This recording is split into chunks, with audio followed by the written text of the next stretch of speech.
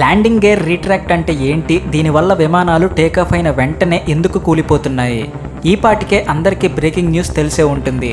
ఈ రోజు అంటే జూన్ 12న మధ్యాహ్నం 1:38 అహ్మదాబాద్లో ఎయిర్ ఇండియా విమానం టేకాఫ్ అయిన కొన్ని సెకండ్స్కే కూలిపోయింది.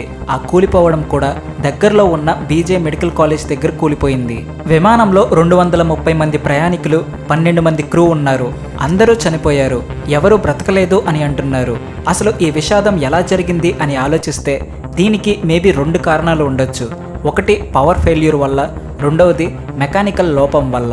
అయితే ఆ విమానం క్రాష్ అయ్యేటప్పుడు తీసిన ఒక వీడియో వైరల్ అవుతుంది. ఆ వీడియోలో మనం క్లియర్గా చూస్తే విమానం యొక్క టైర్లు మరియు వీల్స్ ఉన్న భాగం ఓపెన్ చేసి ఉన్నాయి. సాధారణంగా టేకాఫ్ అయిన నెక్స్ట్ సెకండ్కే అవి లోపలికి వెళ్ళాలి, బట్ ఈ విమానంకి వెళ్ళలేదు. అలా అవి లోపలికి ముడుచుకునే ప్రాసెస్ని ల్యాండింగ్ గేర్ రీట్రాక్ట్ అంటారు. ఇది ఆ విమానంలో ఫెయిల్ అయింది.